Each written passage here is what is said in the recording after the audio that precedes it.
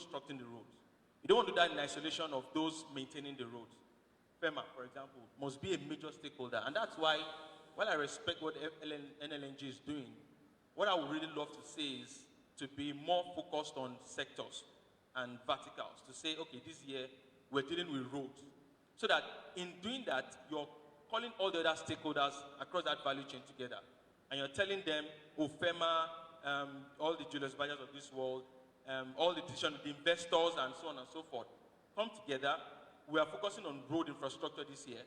And when you see the top 10 or top 20 research findings that you find out of that, you easily find each of them saying, oh, you know what, we like this.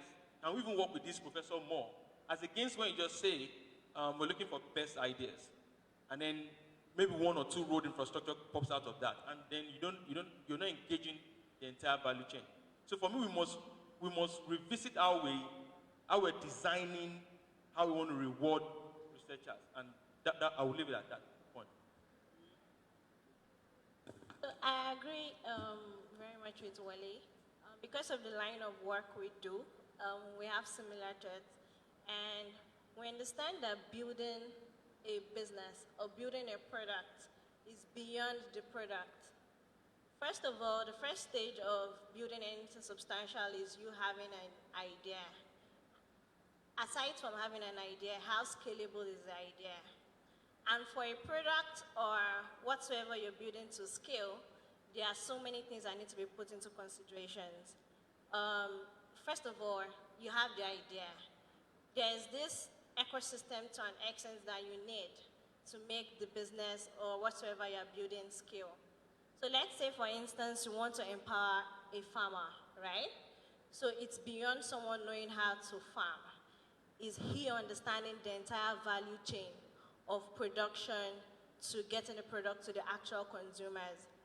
If we don't, like Wole said, focus on the entire value chain from ideation to having an MVP, a minimum viable product, to understanding if the market, the product can fit into the market, having a great product market fit. And it's not something one person can do. It's an entire value chain that needs to be considered. So let's say, for instance, the prize is given to, because of what we do, we organize incubation programs, pitch competitions. We realize that successful entrepreneurs don't necessarily need funding at first. What they need to an extent is that support system, that knowledge to be able to build something substantial, and to an extent a team also to scale faster. We also are of the opinion that building a substantial product is beyond you having the idea. It's bringing all stakeholders involved. So let's say, for instance, someone gets a grant of, let's say, $100,000, right? And he invests into a business that he didn't do some sort of R&D or some sort of market validation, or he doesn't have anybody in the entire value chain that understands policies and can predict policies in the future. He could invest heavily in whatsoever product, and a policy can come one day and sweep the business out of the market. So this entire value chain, to an extent, needs to be considered when, to an extent, investing in startups or an idea. And also from selection process, I think a lot of due diligence needs to be done. Beyond investing in it, to an extent, scalable idea, due diligence also on the founders, the team, to an extent, how much has it raised, what has it been able to use the money for. So there are a whole lot of considerations that need to go into investing in research that can eventually result to a substantial product. So my first point is around these secret innovators that may be around the country with, like, world-changing ideas, and we don't know about them. And that's, the sad part about Nigeria, because talent is usually distributed equally, but opportunity is not. And I probably think that if Beyonce was born in my village or a village in Ekiti somewhere, you know, a remote village. At most, maybe she'll be singing in her church choir. Because, you know, you might not be able to get the same level of opportunity in a very different environment. And that's something that I think that we have to consider when working in our country, in our unique circumstances. But I just want to also say that Nigerians are very fond of saying that we have a lot of secret people, without considering the fact that maybe there are no secret people. With the poverty capital of the world, you know, there are 80 million people living in abject poverty that cannot eat. So that wipes out a significant amount of our population in the first place that's still looking for food. And when you're looking for food, obviously you're not thinking about ideas. So the same way that they say that, you know, when Forbes tells us that there are only dollar billionaires in the country, and we'll say, no, there's many. That I know one guy in Anambra that has $1 billion under his bed. Yeah, but probably not, right? So we have to consider the idea that perhaps there aren't that many innovators because poverty has taken so much of our population that they can't concentrate on ideas. And that's something that also has to change. In terms of training, I think that if there are these secret innovators, then it may be an opportunity for us to train some people on communication and influence, on applying for grants more effectively so they don't get rejected, on English, on diction, to be able to present themselves better. And that might be an opportunity for LNG in terms of training. But I also think that innovation is a numbers game. There are plenty of innovations in a whole America that never reach the market, but they have a huge pipeline. So there's a huge amount of innovation going through the funnel. Maybe only one will make it out of the funnel. And that one will be successful, but it is a numbers game. And if you don't have the numbers coming in the first place, then you won't be able to get them out. Last year, Donald Trump dedicated $1.5 billion just to research in the area of quantum computing. And that's not the only funding that went into quantum computing. So to put that into context, $1.5 billion is half of the budget of Lagos State. That's the money that they're putting into one tiny area of research. It might not bring results, and they don't care, but they know that they need to be the innovation engine of the world. So if we want to be the innovation engine of Africa, then I think there may be a role also for advocacy, for multiple sources of funding into, to make our pipeline a bit bigger. Advocacy for private sector, advocacy for academia. There are some universities in America that their endowment is more than the entire education budget of Nigeria. So building partnerships abroad with these research institutions will also bring in ideas, resources, and money. So advocacy for the public sector as well. And trying to answer the question that, okay, we might not have as much money as America, but if Kenya is out innovating us in terms of number of patents filed, then it's not a matter of, it's not solely a matter of poverty, because obviously Kenyans have less money than us. It's also a matter of the resources that we're dedicating to innovation, so that needs to change. And I think the last point is comfort. It's easier to think about the ideas under AC. It really, really is.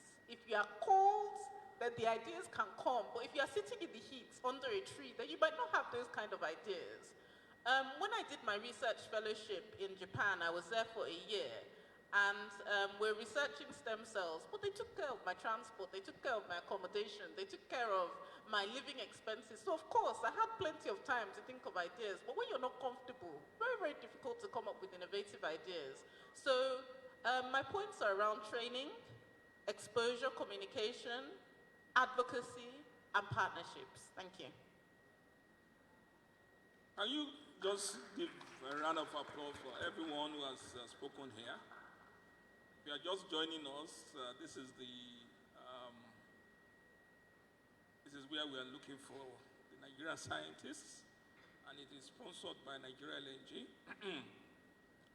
Nonyelim's positioning is making Nigeria better than what it was yesterday. The next couple of minutes, there's going to be some announcement of winners of price, right? But let me just say again that if you have any question, you can pass it to this gentleman here. Just hear me? Yeah. Huh? But I think just to also do a response, I'm not quite sure that Ola has had that adversity is the mother of invention.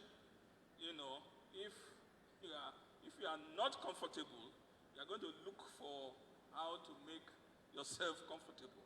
I think that's how that came about. But on a serious note, I think from what we have had so far, one thing that I can state is that the Nigerian LNG needs to also go beyond advertising for entries. I know that you do every year, you want to solve one problem every year. And what he has suggested is that beyond the advisory board, there is need to also engage with the stakeholders in those sectors. Even choosing what question we should be asking. You know, Julius Berger and all those kind of people, the people who spend the money, governments, so that it is not just that we are expecting solutions from scientists, but that those who are in the sector should also be engaged, so that there's a stakeholder engagement before the prize. And Marie, can you just quickly, let's do what you say you want to do?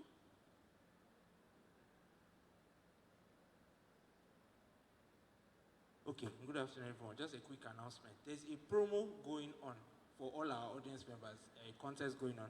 Just like our social media handle, Nigeria LNG, on Twitter or Instagram, and post about the session. Anything, you can take a picture. Just invite your friends. They are going to give 2 smartphones at the end of this session, and there are other prizes to be won. About 20 people will be going home with something. So all your friends that are not here, you can also call them and tell them and say this is going on. I'm sure you are enjoying this session. A lot of very, very good information coming out. So just like our page, post something about this session, tag us in that post, and you can win something. Thank you. Can we also win? So let's get back to business. We are still on the issue of now 4:43, which means that we have just 17 minutes to go. I believe Ekehinde is taking mental notes. We need to begin to now go far beyond what you have said. You know, probably have responses to what Ola has said. Let's expand the conversation based on what has been said so far. Thank you very much, sir. So, just what Ola said, Dr. Ola talked about, you know, how the ideas are being generated. Last Saturday, I was having a conversation with a guy who finished with a second class in Nigerian University. And he said he got a second class because he missed the first class mark because his supervisor told him that he cannot research on what he wanted to research on. And because he went on and still did some pushing, he was marked very badly. And then he went on to the UK. So that was for his undergrad. He went on to UK for his master's. And then that same field, so this was in computer science. Computer science. In that same field, we went to and the UK professor told him that, well, this is a very nascent area and so on and so forth, but you know what, I will support you, go ahead. Anyway, cut long story short, he finished his master's with a first class, and he did his research in that same field that he wanted to do his research. He's back now in Nigeria and he's working on so many other things. For me, I think the posture, the culture that our academics are also breathing in the research institute matters a lot. So if you think, for example, as a researcher that this is long thing, don't bother. Look, don't give me headache. Just do this other one that everybody is doing. What's your problem? That in itself would mean that we'll not be able to create patentable solutions. Then it means that whatever it is that you're writing about, someone has done probably deeper dive into it. And then nobody's going to patent that because there's nothing new in it. But if you had encouraged that, for example, to do what they wanted to do, you probably would have stumbled on some things that you would have built on its masters and probably would have been worthy of patent in the first place. So I think that culture is number one that we need to look at. But the second thing that I also think is very important in terms of how do we fix this, for me, is bridging what we do in the innovation sector, which I am from, and what the academics do. And so in the innovation sector, the way we do our, how we solve challenges is to call for an idea. And in calling for that idea, we'll bring stakeholders together, we'll ask, look at the real major pain points and given the resources we have around, how we can solve it. And then we'll choose the top 10 and we accelerate them. I'm also imploring that if you can go that route. So there are university professors, and this for me is because of some of the videos I've seen in the way solutions were created in Stanford. So there's a particular professor in Stanford. There are two particular creations, two patents that is good that I'm very interested in. But one of them was the paperfuge. You might have heard of paperfuge. So he said he went to Zimbabwe, and he went to a lab in Zimbabwe, and there was no light. And it was a blood testing lab. He got to the lab, there was no light. They used the centrifuge that was meant to spin the blood samples to shock the doors because everywhere was hot. Right? And he said, he's here to talk to the lab scientists and so on and so forth. And they said, well, there's no light. That's the centrifuge you're going to use to spin the blood. But they had to use it to shock the door because they need air to come in. And he said, okay, so if you're going to go to developing countries where they don't have power, when they don't have constant power supply, why are we then designing an electric centrifuge? And then he came up with the idea of paperfuge, and he got a patent for it, which is it's very simple. It's a simple technology that, this yo-yo thing that we spin, and it spins on the floor. You use that technology, the paper spins at a certain, you drop the blood sample on it. It's because of that spinning power, it does the separation, the plasma, and the different components. And then he had this thing, it worked actually for certain kind of course, you can't use it for very complex blood sample testing, but certain blood tests that are common diseases, non-communicable diseases around here, that technology could do it, but it was made out of paper, and you just need to spin it with your hand. Now, that is designing a solution out of, and for me, that is how I want us to look at it when we are, designing rewards for some of these things too. Okay, thanks. Let's move to this side, and you see, I'm not seeing very well. So, so if you want to ask a question, yeah, I can see you. Maybe okay. Where's the mic? Yeah, thank you very much. My name is Shego Gunano. I'm the founder of the Afripreneur Agent, me and Kanoko. We actually do offline sales and distribution across the country for various companies. So that's just that. I studied chemical engineering at UNILAG, and Dr. Kingsley Abunimen and Professor Alfred Apovita Susu were my direct lecturers. I think a year after they won the leak detection system for that prize, there was a virus that attacked Dr. Kingsley's system that the research was on. So they actually told him that there was no option than to just wipe the system. So I said, no, I got someone from Computer Village who came to sit in his office for 3 days to be able to save the system and get the stuff out. Now, we interact with our lecturers, and these are some of the things we experience firsthand.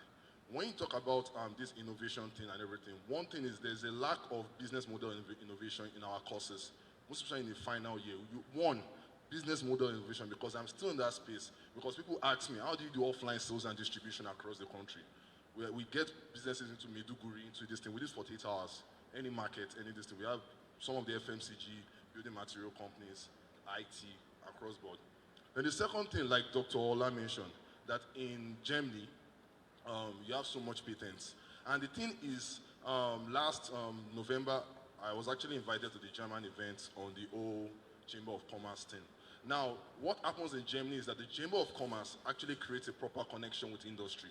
So which means when you actually study something like mechanical based on the artisan system, the industry updates the chamber on the requirements and the things that they need.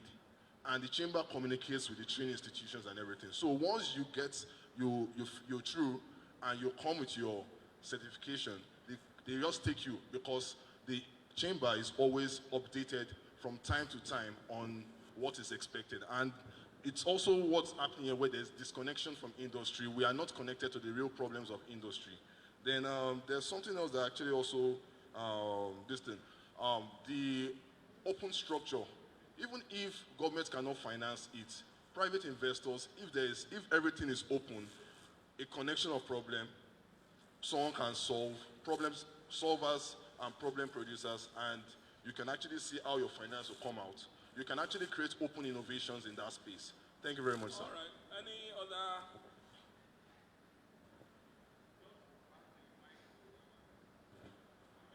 As short as possible and less of,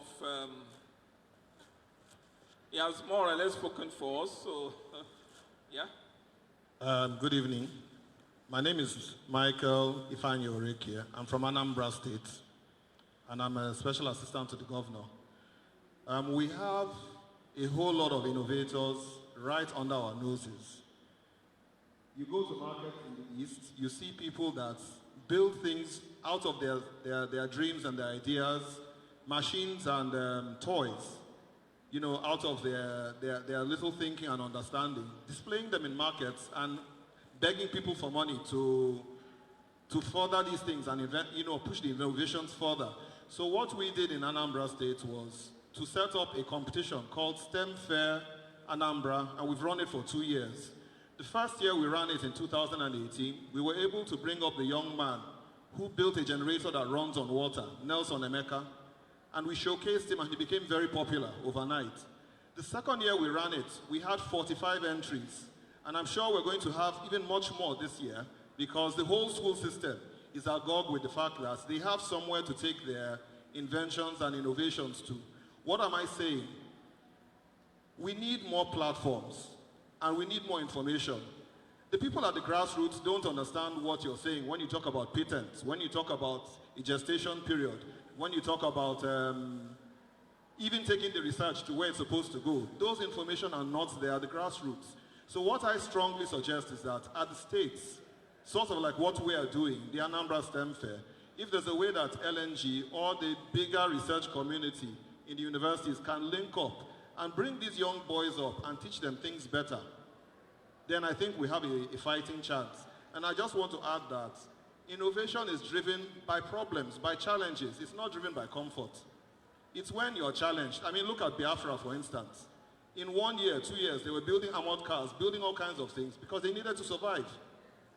So that is what I think, you know.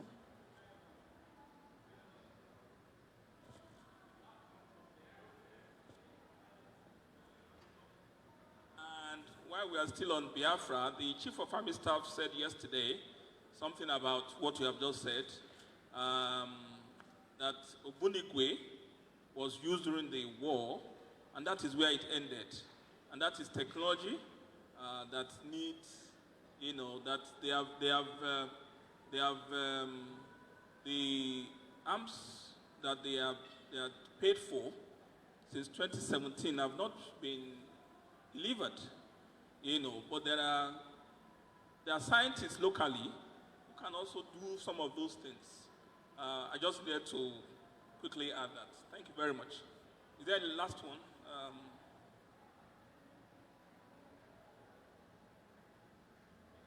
Okay. I'm not seeing anything, so I still have the mic.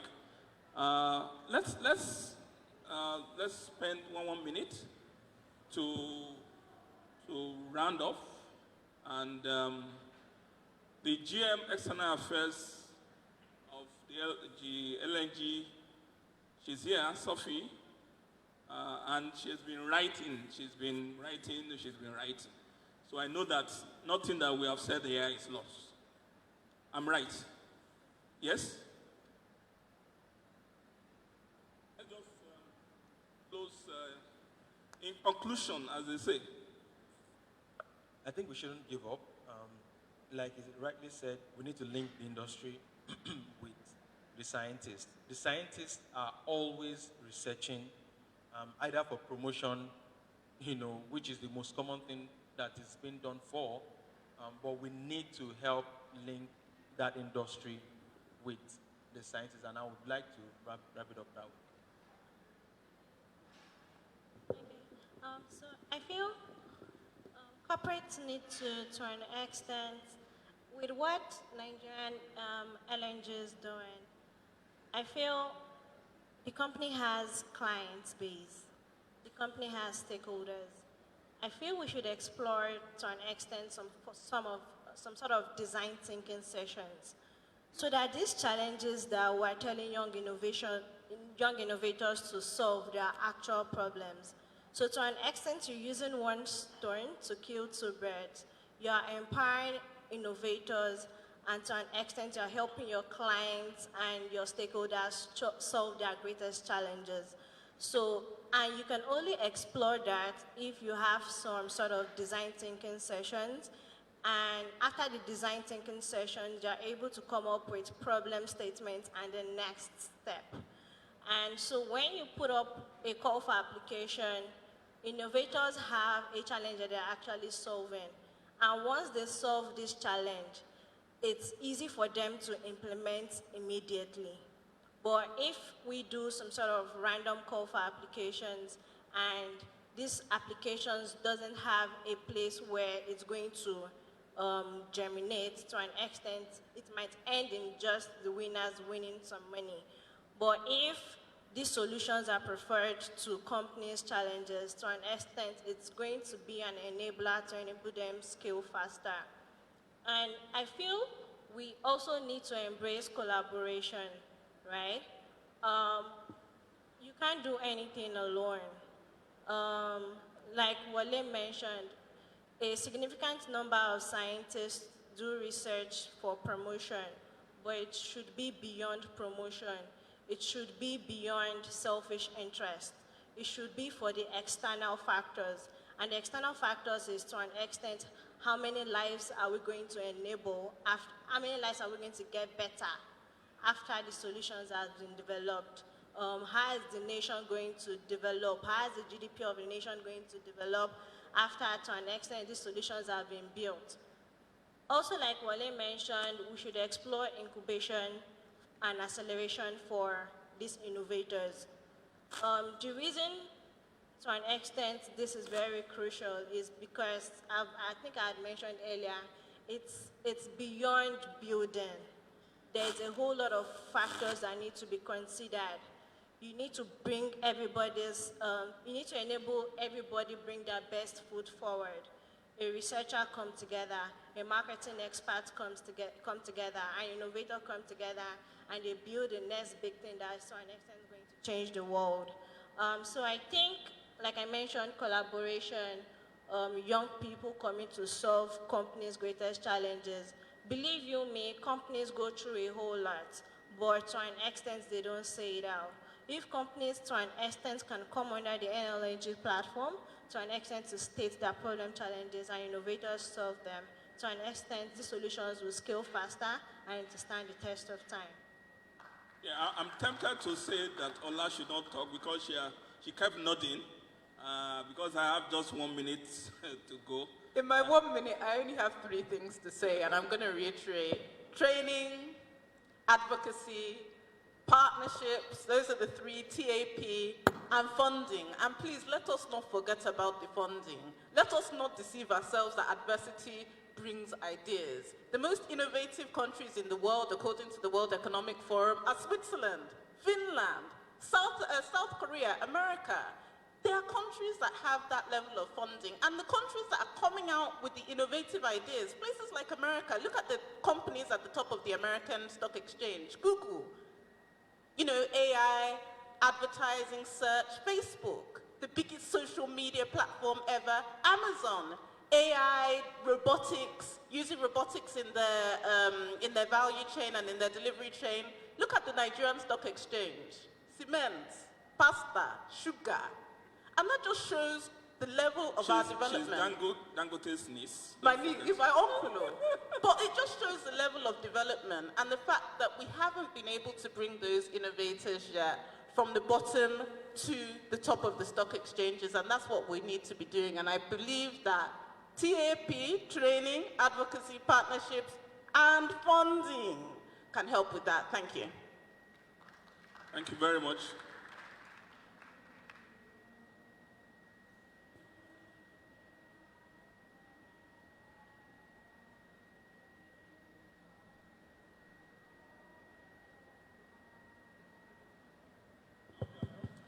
Hello, yes, okay.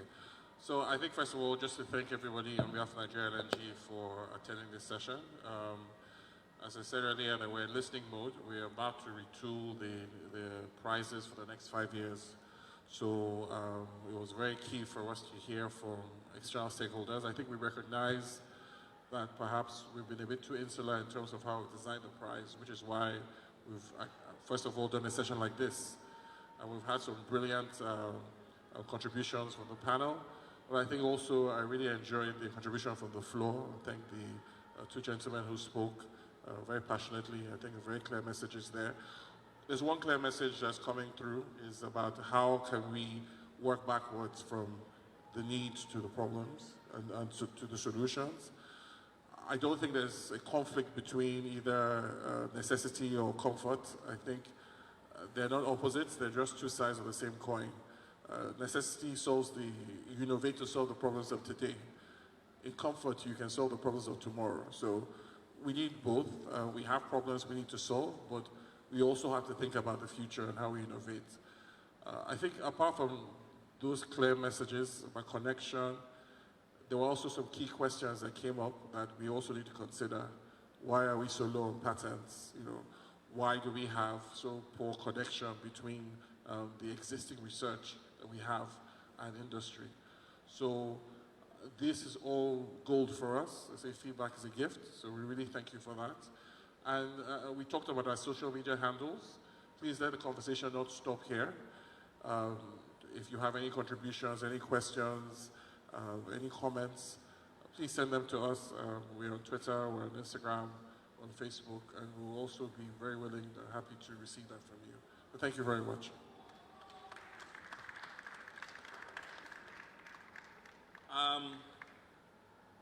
Well, you've done what I wanted to do.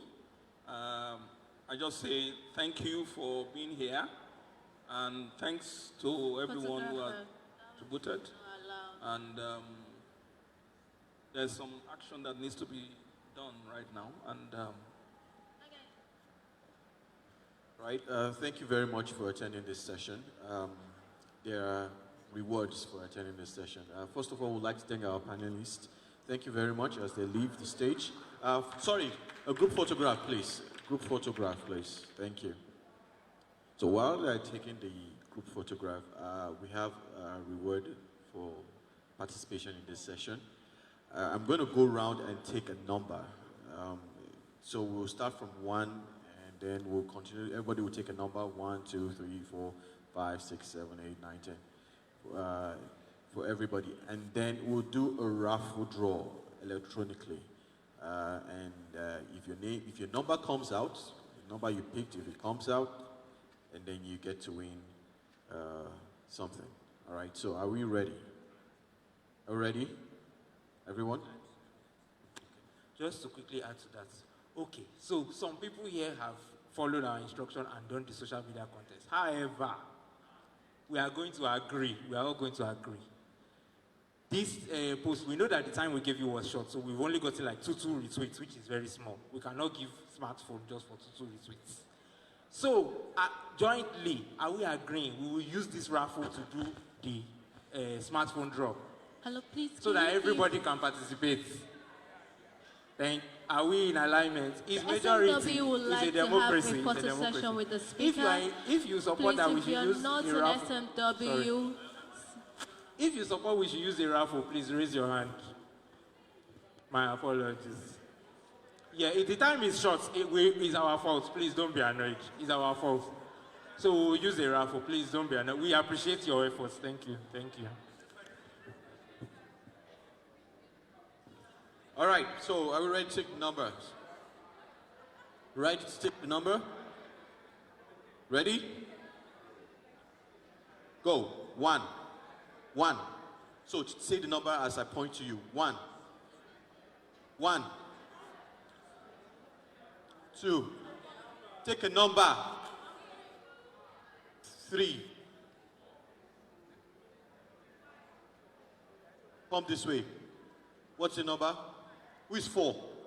4, 5, 6, 6, 7, 8, 9, 10, 11, 12, 13, 14, 15, 16, 17, 18, 19, 20, 21, 22, 3, 24, 25, all right? 26, 27, 28, 29, 30, 31. Are you? All right.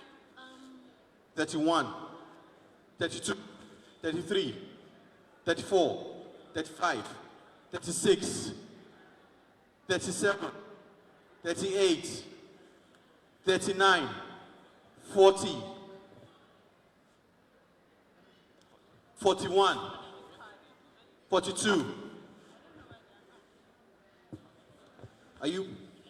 Okay, 43, 44, 45, 46, 47, 48, 49, 50. 50, I have 50. All right, that's fine. 50, 51, 51. All right, 52. Good. We're going to stop there. 52. 52. So let's go. So we are using our app. Generate random numbers. 52.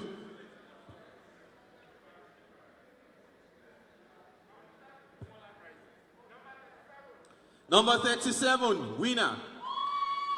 Okay, that scream is a little bit too much for what we're going to give you. Please come over quickly.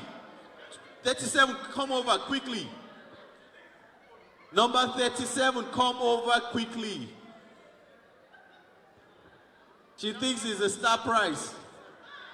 Quickly, come quickly. 27. 47, number 47, come quickly. 47, quickly. What else? 48. Quickly. Number 6.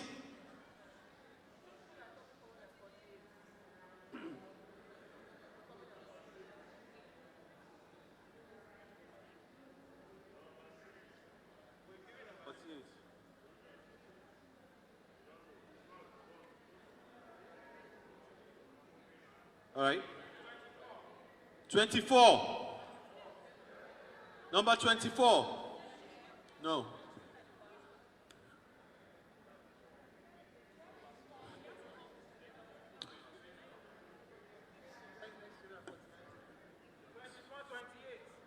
Twenty-four, 28. 24, 28. There.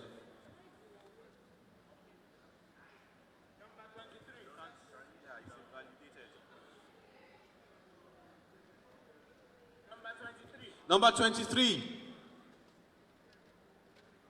23. Going. Okay.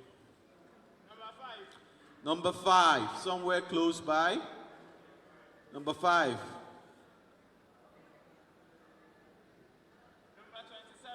Number 27. Number 27.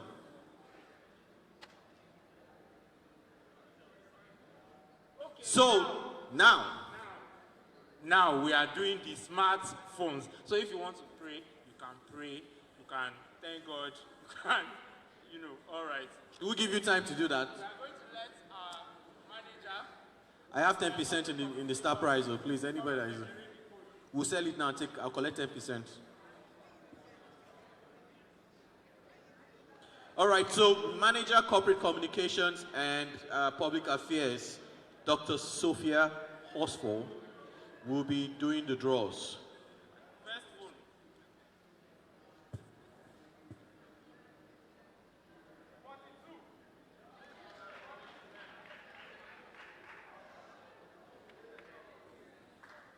Number 42. Whoa, sir, you've won the phone. Wow. Okay, can I be your friend? All right. Thank you. Where the prize? Ma'am, sorry. Where is the prize?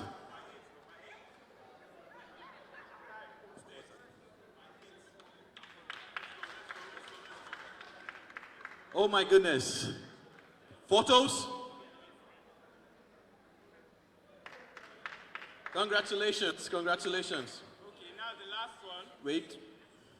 Okay, so the second draw will be done by Mrs. Paula Ekehinde, Ohiwerei, sorry. Even though she has a number, it's electronic, so it's not like she's picking out a number anyway. It's not going to be determined by her. So I'm going to hand the phone to her, and then she draws. Okay, so just click on generate. And the winner is Number 1.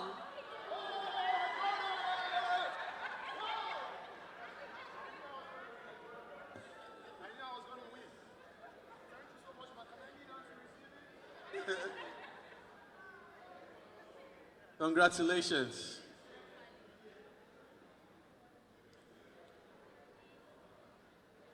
Thank you very much. Thank you very much. Thank you very much, everyone. We do appreciate your participation.